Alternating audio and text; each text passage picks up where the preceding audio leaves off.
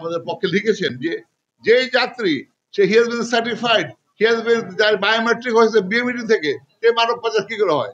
যে লোকের BMET clearance আছে সে তো মানব পাচার হতে পারে না, তার অন্য মামলা হতে পারে, কন্ট্রাক্ট সাবস্টিটিউশন। ওখানে যে আসলে আপনারা কেউ উত্তর দিতে পেরেছেন? আমার সরকার বা আপনারা কেউ আমাদের পাশে থেকেছেন?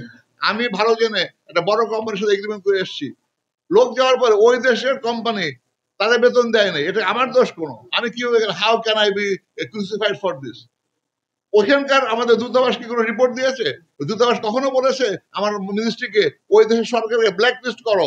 ফরেন মিনিস্ট্রি দিয়ে কখনো কি সৌদি মিনিস্ট্রিকে বলেছে ওই দেশের সরকারকে ভিসা দিও না ওই কোম্পানিকে? আমরা তো নত জানু পররাষ্ট্রমন্ত্রী পররাষ্ট্রনীতি মেনটেন করি। আসতেছে এই 10টা পয়েন্টের কথা, যে 10 ক্রাইটেরিয়া। সম্মানিত সেলিম সাহেবের নেতৃত্বে আমরা 6 জন সিনিয়র ব্যক্তিবর্গ আমরা আমাদের মাননীয় উপদেষ্টার মধ্যে দেখা করেছি। উনি অত্যন্ত আন্তরিকভাবে ওয়াদা করেছে উনি জিনিস রিভিউ করবে, সলভ করবে, চেষ্টা করবেন নেপালের মতো ফলো করতে, যেন আমাদের এই ক্রাইটেরিয়া 10টা ওয়েভ অফ করা হয়। দুর্ভাগ্যবশত পরবর্তীতে আমাদের কিছু অতি উৎসাহী আপনার মালয়েশিয়াতে যারা কাজ করতে চায় আমাদের লাইসেন্সধারী ভাইরা, ওরা যেভাবেই হোক ওরা পাঠিয়েছে। কিন্তু উনি যেটা বলেছেন 10টা অফিস ছাড়া আমার জানার মতে 10,000 স্কোয়ার ফিটের অফিস কারো নাই। ঢাকা শহরে 10,000 স্কোয়ার ফিটের অফিস মেনটেন করতে 7 থেকে 10 লক্ষ টাকা ভাড়া লাগে এলাকা বিশেষ। তারপরে আপনার যে 5টা দেশের আপনার কর্মকর্তা থেকে আপনার সার্টিফিকেট আনতে, গুড পারফরমেন্স। আবার সব সেক্টর বন্ধ। বর্তমানে সৌদি আরবে লিমিটেড লাইসেন্স কাজ করে, মালয়েশিয়া বন্ধ, ইরাক লিমিটেড, লিবিয়া বন্ধ। তাই 5টা সার্টিফিকেট পাবো কোথায়? আমাকে হাত পা বেঁধে বলতেছে তুমি বঙ্গোপসাগর পার হও। হ্যাঁ, এটা কোনো কথা হলো কোনো? It is just madness, total madness. এটা একটা পাইতারা, এটা একটা আন্তর্জাতিক। আমি সব আপনাদের উদ্দেশ্যে বলছি, আমি আমার ব্যবসার 4 দশক হলো, আমিও শেষ পর্যায়ে হয়তো রিটায়ার করে যাবো ব্যবসা থেকে যাওয়ার আগে। একটা জিনিস দেখে অন্তত শেষ নিঃশ্বাস ত্যাগ করতে চাই, এই সেক্টরটা ক্লিন হোক, এই সেক্টরটা ভালো হোক। এই সেক্টরটা আমাদের দেশের লাইফ লাইন, অর্থনৈতিক লাইফ লাইন আমাদের এই সেক্টরটা।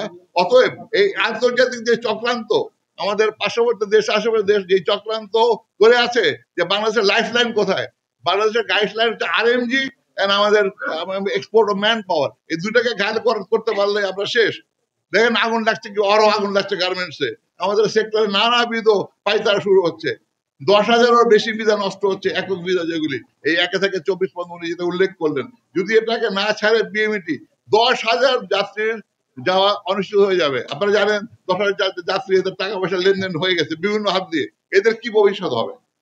Last but not the least, অনেকে আমাকে প্রশ্ন রাখলেন সম্মানিত সেলিম সাহেব এখানে, যে আমাদের সিন্ডিকেট কি অ্যাক্টিভ আছে কিনা।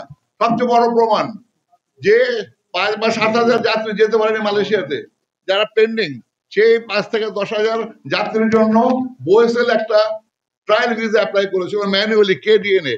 মালয়েশিয়া ভিসাটা করে কেএসএম, কুমান্তন সোমারিয়া, Malaysian ward ministry of human resources. KDN হচ্ছে আপনার home ministry in charge of the current visa situation. তো হোম মিনিস্ট্রির আওতায় এই কলিং ভিসা গুলি হবে আগামীতে। ওরা একটা ম্যানুয়াল সিস্টেমে বোয়েসেলের পুরনো যাত্রী যারা আছে তাদের থেকে 60 বা 70টা ভিসা তারা অ্যাপ্লাই করেছে, ভিসা হয়েছে। কিন্তু আপনারা যে অবাক হবেন, এই 70টা লোক যেতে পারেনি কেন? ওই এফডব্লিউসিএমএস কার্যকরে তারা এফডব্লিউসিএমএস কে বাইপাস করে এসছে, ম্যানুয়ালি এসছে বোয়েসেলের মাধ্যমে। আমরা সেলিম সাহেবের নেতৃত্বে আমরা প্রস্তাব দিয়েছি, যদি মালয়েশিয়া এলার্জি থাকে, এত এজেন্টে তারা হ্যান্ডেল করতে পারবে না, let them handle through one agent. ওনারা উনি একটা